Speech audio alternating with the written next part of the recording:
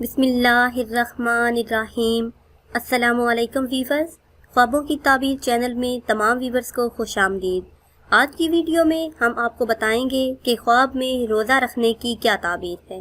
اس سے پہلے اگر ابھی تک آپ نے ہمارے چینل کو سبسکرائب نہیں کیا تو پہلے ہمارے چینل کو سبسکرائب کر لیں اور بیل آئیکن کو بھی دبا لیں تاکہ ہماری آئندہ نئی آنے والی تمام ویڈیو بآسانی آپ تک پہنچتی رہیں۔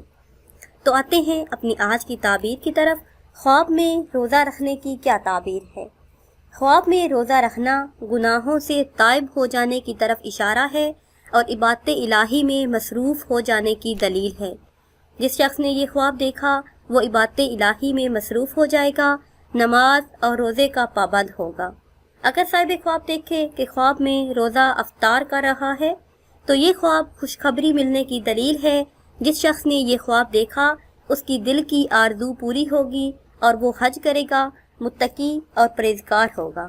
اگر صاحب خواب دیکھے کہ خواب میں رمضان کا مہینہ دیکھا ہے تو یہ خواب تنگی رزق کا باعث ہے، مگر شاکر و صابر رہے اور عزت اور بزرگی پائے گا اور معاشرے میں اس شخص کا مقام بلند ہوگا جس نے یہ خواب دیکھا ہے۔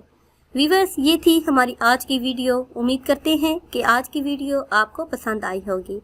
اگر یہ ویڈیو آپ کو پسند آئی ہے تو اسے شیئر کریں اور لائک کریں تاکہ ہم آپ کے لیے مزید اچھی ویڈیو بنا سکیں۔